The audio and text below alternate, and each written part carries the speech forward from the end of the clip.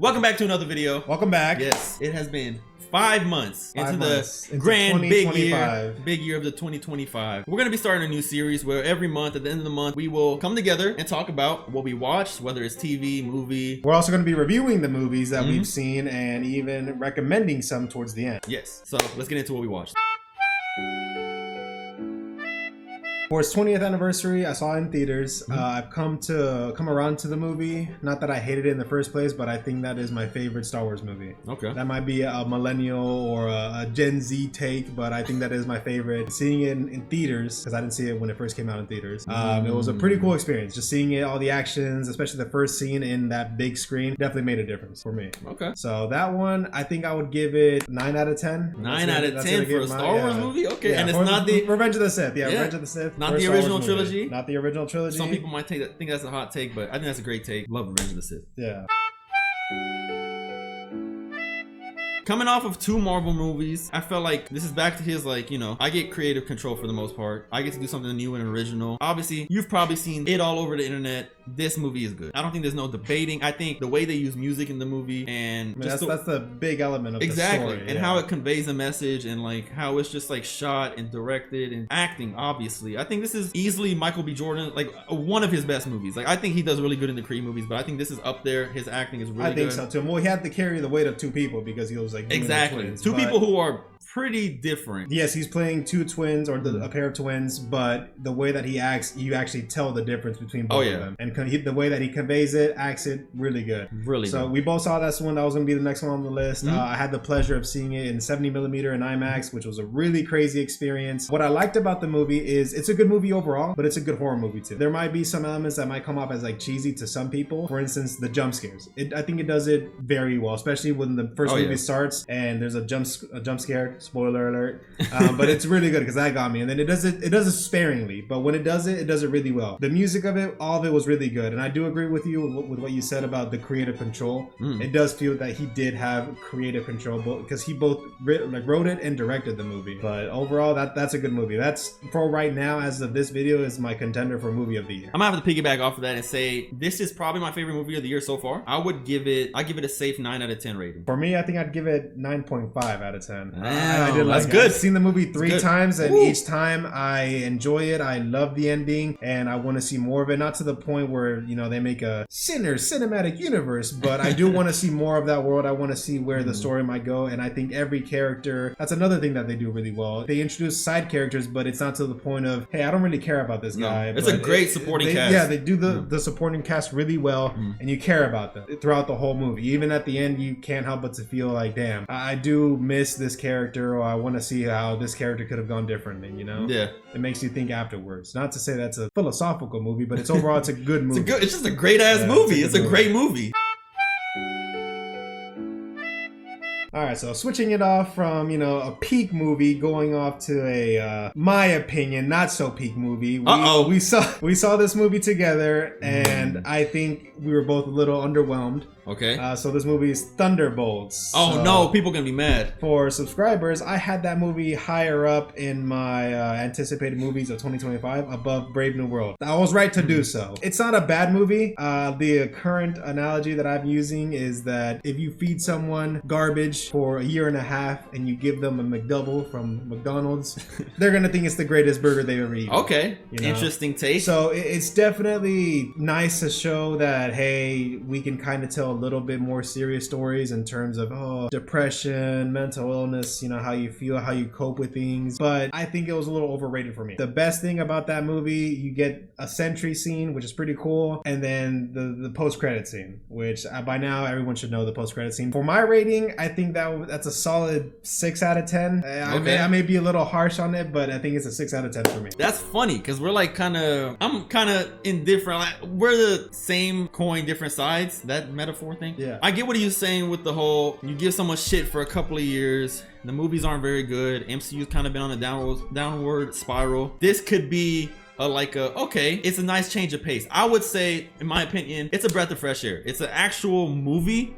I didn't see Captain America Brave New World, so yeah, we got maybe I can't say nothing, but from everything before that, after Endgame, it's just been okay to meh to Guardians 3 being really good. I like Deadpool Wolverine. I like Deadpool Wolverine too. So it's been up and down, mostly downs. I would say Thunderbolts is a good movie. I had fun for the most part. I understand the topic it's handling is more serious. That's what I find refreshing with the MCU. I don't think they've tackled a movie like that before, or like a topic like that in that way. Maybe I'm wrong, but maybe in the Guardians of the Galaxy movies. There you go. Yeah. Yeah. But this was interesting enough. The group themselves, they have a good chemistry. I think a lot of these characters work good together. If you took them away from each other, it'll be a little hard for them to survive on their own. Yeah. Except maybe Elena and Red Guardian, and obviously Bucky, but I get it. There's a lot of love for that movie right now, so don't bash us too much. We're just like, honest opinion, it's okay. I think it's a fine movie. It's not offensive. It's not bad. It's not great. It's just a fine movie. Like, it's not bad.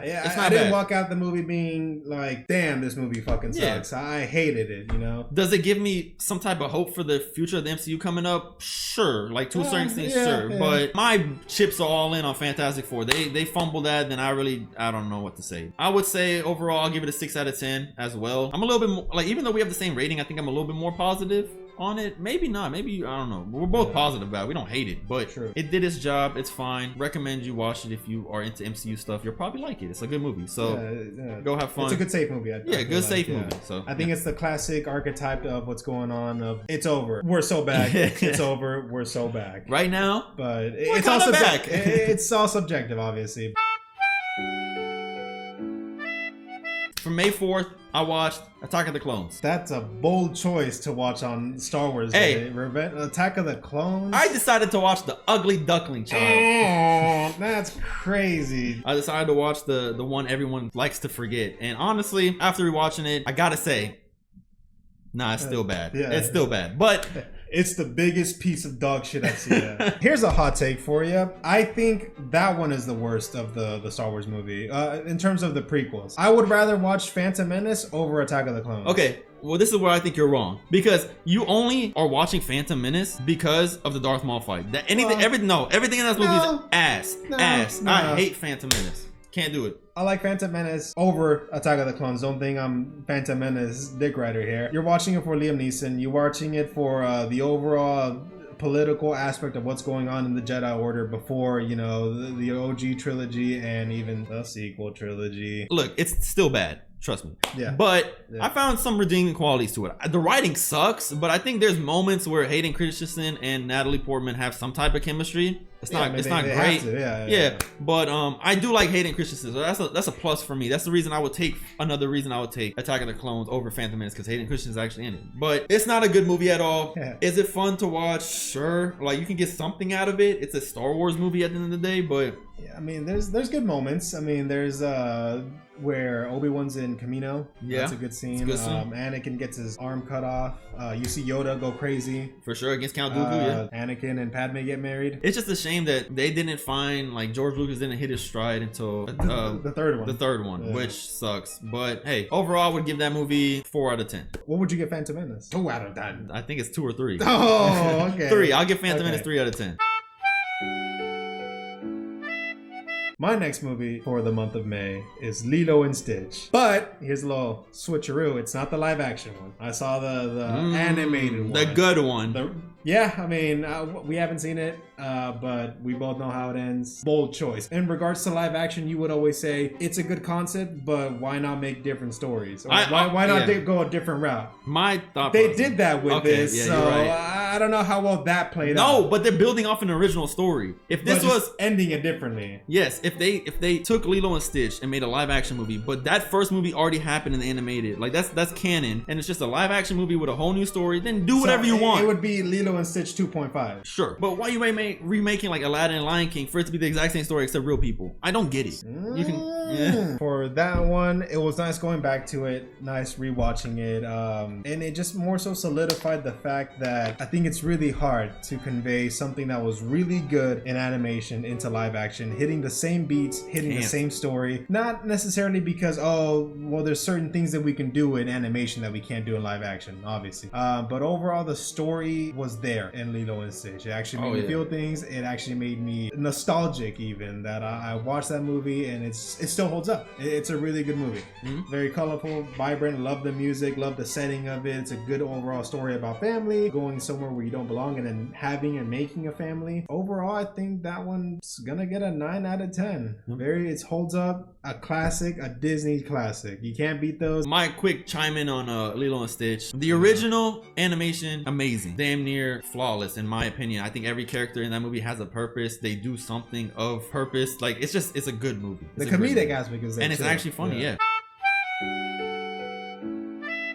For my next movies, I'm gonna rope these two together. I watched Mallrats and Clerks, 2 movies by Kevin Smith. I don't know if you're familiar with Kevin Smith. Yeah, Jay and Silent Bob. He's like the big comic book guy. Exactly. Yeah. I don't know. Hockey jerseys all the time. Yeah. Okay. I was kind of in this mindset where I was watching movies where you're like, I don't know, just lost in your 20s. I don't know. Is it like a comedy movie or what is it? Yeah, like they're comedic movies. I mean, I think Mallrats and I think obviously Clerks is in higher regard. You can tell Clerks is like one of his first movies, so it's like you can tell it's like a passion project where it's like not too much of a budget. Yeah. I like Mallrats a lot. I enjoy there's a scene in there with Stan Lee, really good. I think it's a really good scene. Yeah. R.I.P. indeed. I think those movies are good. I know it's a part of his universe. He has his own universe with these movies. And the Kevin James Cinematic Universe. Kevin Smith. Oh, Kevin Smith. Kevin James. I would say my favorite out of those movies. I really like Chasing Amy. I think that's a really good movie with Ben Affleck. But good movies overall. I can't go into too much detail because I'm not a film buff. I think overall good movies. I would give Mallrats a cool 6 out of 10, and I would give Clerks a cool 8 out of 10.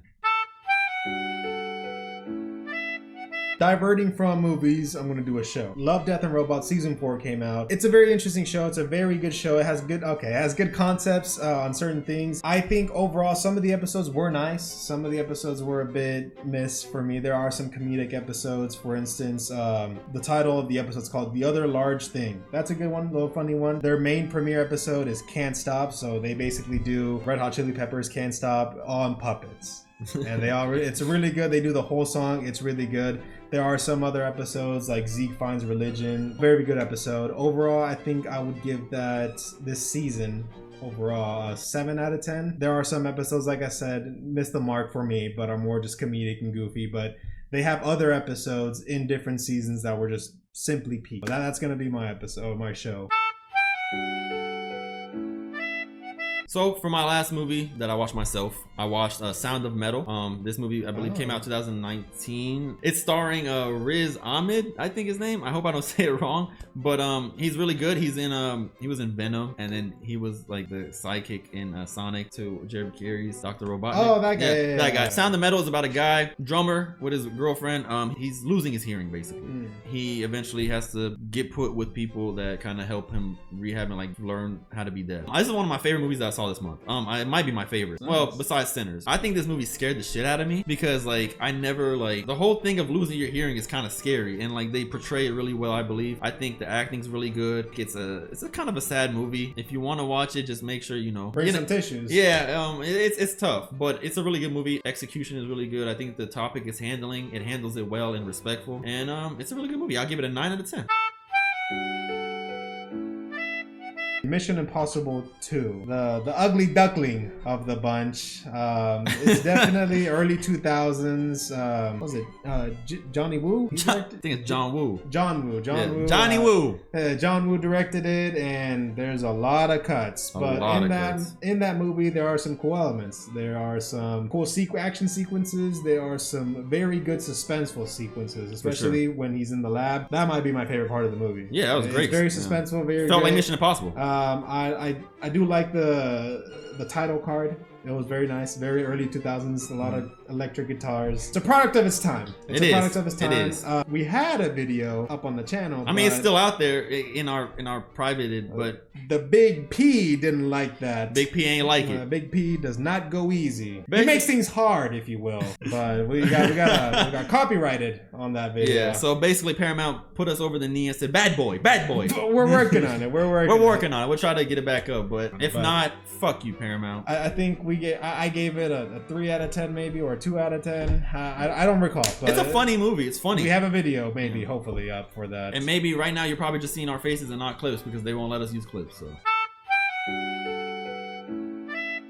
let's segue to another Paramount movie, I think. Right? It's another Paramount movie. Yeah. Mission Impossible Final Reckoning. We watched Mission Impossible Final Reckoning. We did watch that. We watched it together. It ended. Franchise has ended. The conclusion. And Over. I would say, like it's cool. It's an okay movie. I think this is kind of like Thunderbolts for me, where it's like it's fine. Like it's a fine movie. It's not bad. It's not great. Just okay. It's an okay movie. I think Mission Impossible has a lot of good movies in the series and a lot of fun movies, like Mission Impossible 2 and like Mission Impossible 1 is fun. It's good. Yeah. 3's also But fun. Has 3's good action moments. They never really went back to the peak of Fallout, and I enjoyed Dead Reckoning, but Final Reckoning's okay. They really saw the face of God with Fallout. Oh yeah, and Fallout. I foolishly thought, and we probably should have lowered our expectations, that maybe this wouldn't be as good as Fallout. It wouldn't. It wouldn't. I think I agree with you. It's a good movie. It's a fun watch. The stunts that he does, amazing. Oh yeah, he does it always. yet again, as always. There's commitment, love, and craft to all of this. I think my favorite sequence in that movie is the submarine sequence, and that's not a spoiler. It's in the trailers. But it's not even an action sequence. It's just how they filmed it. The overall suspension. I would say I went into this movie thinking, oh, maybe this might be a contender for best movie of the year so far for me. Wasn't that? But this movie definitely greatest action movie I've seen. Yeah, it's and fun, it definitely had me at the edge of my seat. The suspense was there. I wanted to know how it ended. I think it's a good movie, but I think it does drop the ball in the sense of, hey, this is the conclusion, because it really just feels like in 2 years they're gonna come back with a sequel. Fine movie. It is what it is. I'm gonna go with a cool 7 out of 10. Yeah, I'll have to go with a 7 out of 10 for me as well. Overall, good movie. For me personally, I just think it drops the ball in terms of making it a fitting conclusion. That's just it. Be honest, who you taking? Ethan Hunt or Dominic Toretto? Ethan Hunt. You think he has? I don't know. No. Dominic Toretto is invincible. Dominic Toretto's invincible because he's in the Fast and Furious universe. Take him out of that, nah, he's not so invincible now. It's like he has a Hemi engine inside of him. Fifth gear.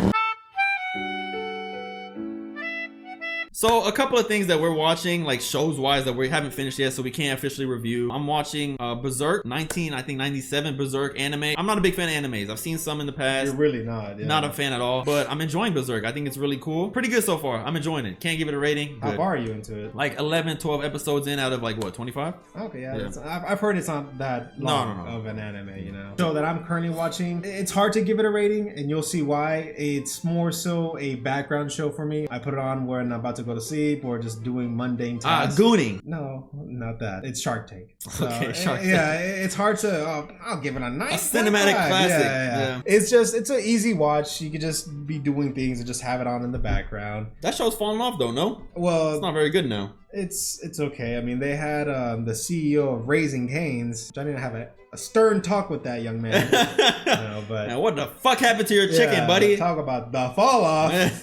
My favorite parts are when Kevin O'Leary gets offended and he just says, "You're dead to me. You just missed out on Mr. Wonderful." I also love it when they're struggling to make a deal, and then the people that come in, like the fishes, come in and say, "Mr. Wonderful, how about a royalty?" And then he says, finally I get to wet my beak. I love when he says that. And last show that I'm currently watching, wrap this video up, I'm only like 4 episodes in. It's Game of Thrones. Oh, nice. Yeah. Hell yeah. I think everything's going good so far. They really be on Jon Snow's dick. He's a bastard. I'm him. You're not Jon Snow. You're what's his name? For the watch. You're the guy that falls off after seeing the brother and sister have sex. I'm Brandon. No, wait. Come on, Wheels. The first 4 seasons of that show is peak. In terms of fiction TV, it's peak. I love that medieval aspect on certain things. I haven't seen Vikings or other things of that nature, but my dad watches that show, Vikings. It's really good. I think that first season, it's really good. What I love about that first season is you see the relationship or the friendship of Robert and Ned Stark. I love their friendship. I love when they first see each other. I do sometimes wish we could have seen more of that. A prequel, perhaps. House of the Dragon did really good this first season. Second season, kind of... Hey, we gotta talk about these second seasons of the HBO shows. Like what? House of Dragon, Last of Us. Oh, okay. Not looking good. That could be a different episode. Game of Thrones so far, cool. I don't know if it'll be something I efficiently watch where I'm every day watching it, but I'm gonna be watching a commitment. It's a commitment. It's a commitment for Not sure, good with long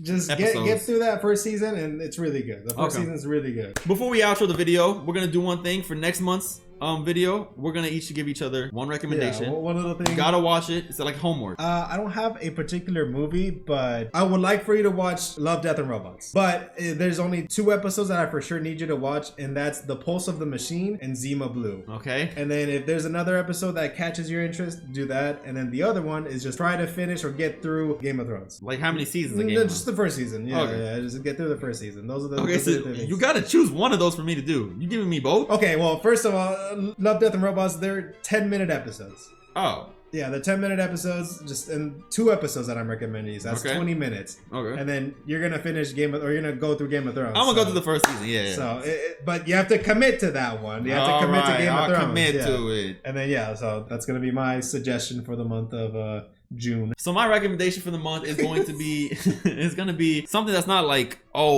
cinema buff movie, but I want you to watch Ocean's 11. He hasn't seen it. He's never seen the Ocean's movie. I'm not. I think it's a fun movie. I'm gonna force him to watch it. That's gonna be it. The Rick and Morty heist episode.